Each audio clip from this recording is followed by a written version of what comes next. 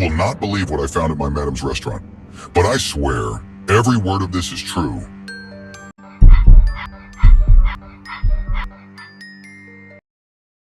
I was just a child, 13, maybe 14.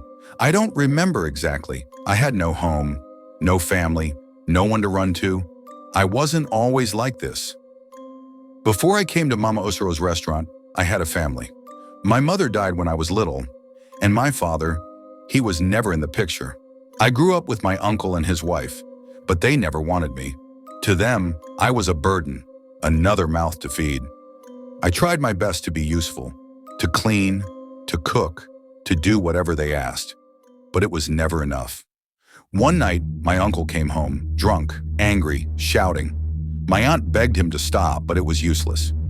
That useless girl is still here, eating my food, wasting space? Before I could react, a slap landed across my face. It wasn't the first time. For years, I had endured his beatings, my aunt's insults, the nights they let me go hungry. But that night, something in me snapped. I didn't wait for the next slap. I don't know how, but I ran into the streets and never went back. No money, no plan, just hunger in the cold night air. For weeks, I slept outside, under market stalls, behind locked shops. I stole food when I could, but hunger is cruel. One evening, I sat by the roadside, stomach twisting, watching people rush into a nearby restaurant. Mama Osaro's restaurant. It was famous. Morning till night, people lined up. Bus drivers, traders, even men in suits, swearing her food was the best in town. And then I saw her. Mama Osaro was a big, dark-skinned woman with a round face that always shone with sweat.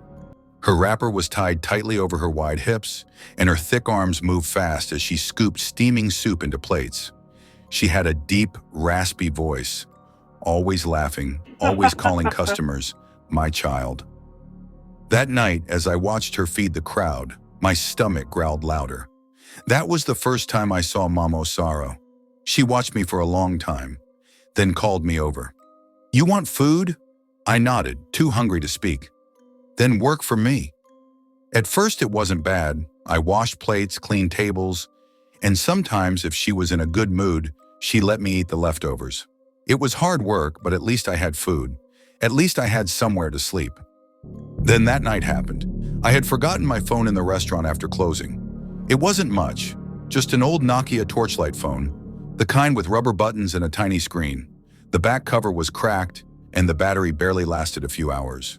But it was all I had, the only thing that was truly mine.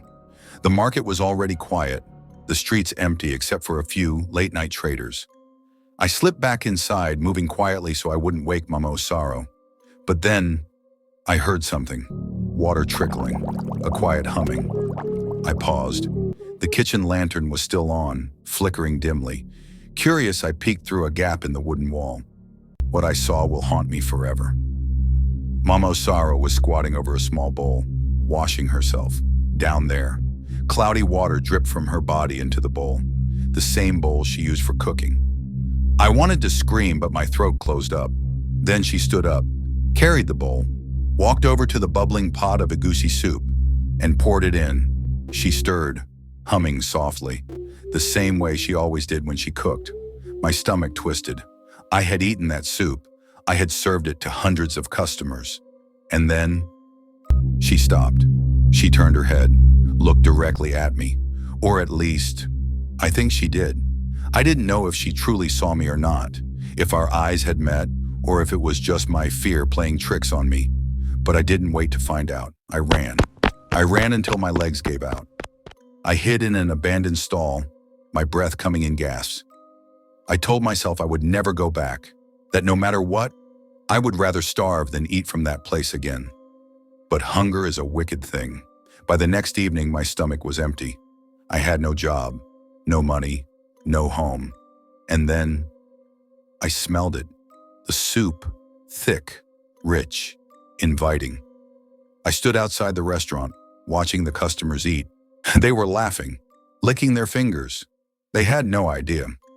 I turned to leave. But then, I felt a presence behind me. Mama Osaro, she was standing at the counter, watching me, smiling. "You came back," she said. I said nothing. She pointed to the pot. You got shot? My stomach growled. I took a step forward, then another. She scooped a plate of hot beans and placed it in front of me. The thick brown paste sat there, steaming, the scent of palm oil and seasoning filling the air. I hesitated. My mind raced. Was she trying to bribe me? To silence me? Or had she even seen me that night? Did she know what I knew? A part of me wanted to push the plate away, to run and never look back. But hunger is cruel. My hands trembled as I stared at the food. My mind screamed no, but my body betrayed me. The memory of what I had seen flashed in my head. The cloudy water, the stirring, the humming. I wanted to push the plate away. I wanted to run, but hunger is cruel. My stomach twisted painfully. A sharp ache blurred my thoughts. I hadn't eaten in over a day. My legs felt weak. My vision swam. I was helpless. Slowly, with shaky fingers, I scooped a handful of beans with my fingers. I lifted it to my mouth, and I ate.